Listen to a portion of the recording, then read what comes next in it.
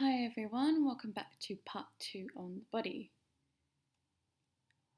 So, we can't really sort of look at the body without sort of thinking about identity and this idea of the personal is political. So, within this personal, what makes up identity and what makes up this identity politics are these sort of intersecting ideas of race, sexuality, gender, class, and these various things. So we're going to look at a few artists who explore this, and they might sort of focus on a key thing or these intersecting ideas, but quite often from their own understanding of themselves and their communities. So, first off, we have Catherine Opie here, who is an American photographer, and since the early 1990s has explored through photography their own sexual culture, their own sexual identity and queer subcultures through sort of like urban and domestic. So they use self-portraiture quite a lot to explore this.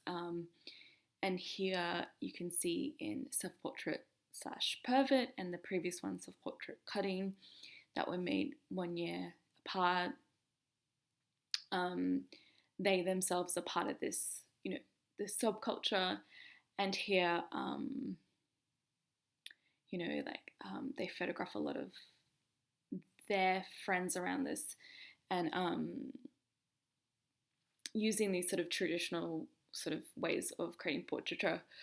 And Opie sort of really expresses something very personal and confessional in these, very vulnerable photographs, where they have, etched into their skin and created sort of sadomasochist acts that the photograph documents. And these really sit in contrast with the portrait created 10 years later, self-portrait slash nursing, where Opie has returned, with this image of themselves in this, feeding their infant son in this very maternal pose that once again evokes this art historical imagery. But you can still like faintly see, where the words pervert were, marked into their chest, and like as that scar and their trace of history that they carry with them. But this idea of, I guess, like, very much questioning stereotypes of, motherhood and, in terms of sexual, preference and identity in subcultures, but there's a softness and gentleness and maternalness that comes across in that image, which makes you revisit and rethink those previous works in a new way, perhaps. And then South African artist, Zulu artist, Zanele Muholi, considers themselves visual activists, and they've been documenting the lives of South African Black, lesbian, gay, trans, queer, and intersex communities since the early 2000s.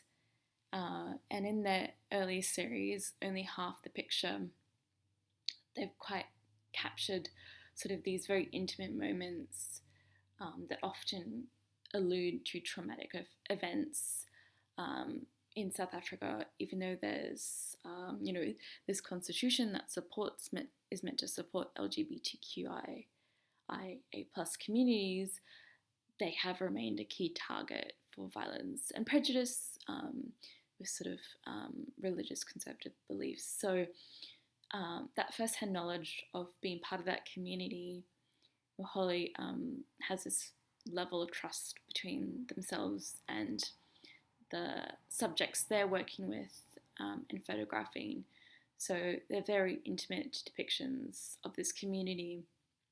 So here you see someone, binding their breasts in an attempt to just sort of describe this, And this next one as well is called Ordeal, and someone's washing themselves after an ordeal, and what could it be?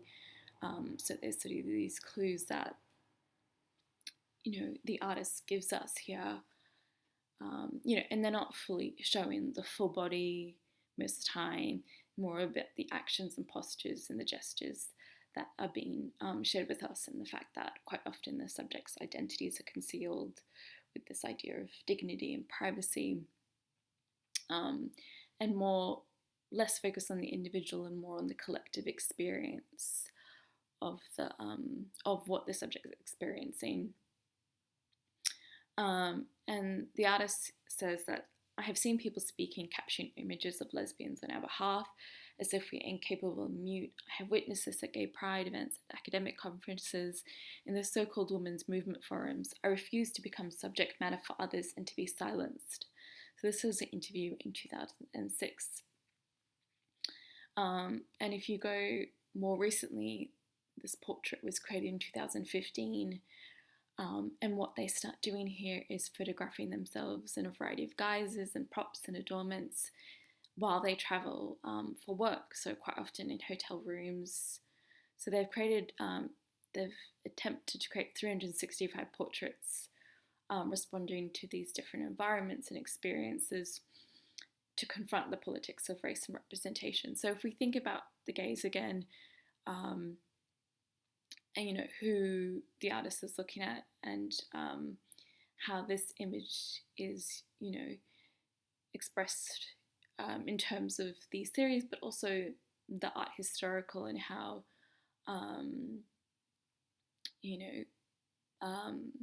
I guess what are they questioning in terms of representation and race in this regard. And also, the artist has used their own home language in the titles, as well as a reference to the geographical location. So if we think about performance and gender, we've seen some of this in the previous works exploring identity, but we can also look at this in a theoretical way as well. So this key theorist and philosopher in terms of talking about gender and representations of gender and gender performity, and their name is Judith Butler. So in their essay, they've got a couple key books if you're interested. So one is called Gender Trouble, Feminism and the Subversion of Identity, and Bodies That Matter on the Discursive Limits of Sex. And in them, she challenges the conventional notions of gender and develops her theory of gender performativity. And these essays were these books were in 1990 and 1993. In the essay Performative Acts and Gender Constitution, Judith Butler proposes that gender is performative, drawing on the phenomenology of Maurice Merleau-Ponty and the feminism of Simone de Beauvoir, noting that both thinkers ground their theories in lived experience and view the sexual body as a historical idea or situation. And Butler distinguishes between sex as a biological factity and gender as a cultural interpretation or signification of that. So there's a difference between sex and gender. And Butler explores this idea of gender as a performance and as a cultural interpretation and as a social construct in their work, if you're interested in reading more about that. But artists who play, I guess, with this idea of performance and gender, one that you may have heard of before is Cindy Sherman. So she quite often, through her work, all her works are self-portraits, and she plays with this construction of identity with these visual cultural codes of art, celebrity, gender, and photography. She sort of puts on these different characters and identities. So her very iconic early work was called Untitled Film Stills, 1977 to 80. She produced these where she put on guises and photographed herself in various settings with deliberately selected props to create scenes that resemble those from mid-20th century B-movies. So she started doing these when she was 23, relying on creating these different female characters and caricatures. And you can see one here and in the previous one, the idea of the jaded seductress, the unhappy housewife, the jilted lover, in this sense, sort of the vulnerable schoolgirl, or whatever it could be. And so she uses this cinematic convention. So if you think about it, like the framing, the angles, the lighting, to structure these photographs and recall film stills, that have promoted movies or that you can remember from this sort of aesthetic. So, and from which this series takes its title. So 70 film stills sort of became quite a flashpoint in terms of conversations about feminism, postmodernism, and representation, and remain her best known works in that sense. So, why she's also portrayed these very glamorous characters, she has definitely been very interested in the grotesque, which kind of touches on points of abject, which we'll look at as well. So in the 1980s and 1990s, she did different series of works that were sort of more strange, ugly, and more explicit in their sort of visceral imagery.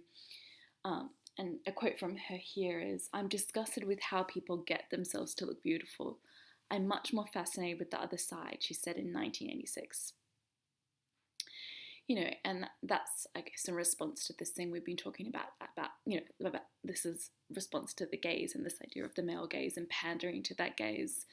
So through the abject and grotesque, is she disrupting that gaze? And also this is sort of what was happening at the time, in the late, in the 80s and the early 90s, was the AIDS crisis, and sort of violence that could be done to the body. So, she's responding to sort of what's around her, as well as like the ambiguity of these stereotypes of women, sort of to make these complicated experiences, looking at art history and looking at, this plethora of images around us to interpret that. So Yasumasa Masa, apologies, Yasumasa Morimura, not having a very good time for pronunciation here.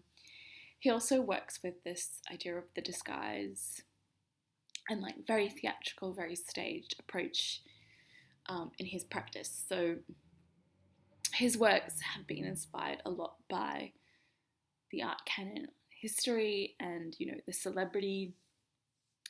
And he uses this to push himself into different cultures, race, appearing in different races, ethnicities, and gender boundaries as an Asian male, quite often appropriating Western subjects, in particular the female subject. So Mona Lisa, Frida Kahlo, all these kind of self-portraits and characters, sometimes Western male subjects, but his favourite is these female characters, and these in using these disguises, he overturns the effects of the male gaze and this idea of what are these boundaries with gender, race, ethnicity, and cultural standards, and the idea of traditional methods of portraiture. What like as a Japanese person in incorporating Japanese culture into these Western works. And as part of this sort of postmodern era of photographers, parody was the key part of what he's doing as well, and especially in regards to gender and sexual identity as performative acts. Using his own body and re-imaging these art historical, works. Another Japanese artist who works in this vein of the staged is Miwa Yanagi, who depicts women of various ages, from children to elderly, in fantasy scenarios. And this is really about examining stereotypes of Japanese women in contemporary Japanese society, and questioning these very traditional and subservient sort of roles that Japanese women are expected to have hence like the very key fantasy aspect of it. So often the subjects are larger than life in scale, recall dream sequences, the disturbing, uncanny, ecstatic, um, sort of surreal, and using this to comment on real world issues around femininity, consumerism, and aging. So this image here is from the series My Grandmothers, and she asked young girls from between the ages of 14 and 20 what they thought their life would be like in 50 years, and then she would go and photograph these visions of life, like as a as them as grandmothers. So here we're very much thinking about gender and performing gender with Anna Miandetta's work in 1972, Facial Hair Transplants. And this is sort of, the cultural conception of the body and gender. So her friend removes the hair from his face and she glues it onto her female, bodied face, highlighting this fact about sexual classifications as social conventions, and that, should this be really determining our sexualities, and this idea of sexual identification. So she's sort of drawing question to these classifications and these normative models of beauty between these very much binaries between feminine and masculine. And so this is in 1972, and if we look at a more recent visiting of this, Tejal Shah is an Indian artist who works with video and performance installation. And here they're using queer performativity to explore, to undermine straight performativity and heteronormative cultures through this, this idea of, gender being fluid, and depicting this, so that, exploring social construction and normalcy with their subject and their own identities. So we'll move on to part 3 in a moment. If you want a break, it'll just be a short wrap up in the next section.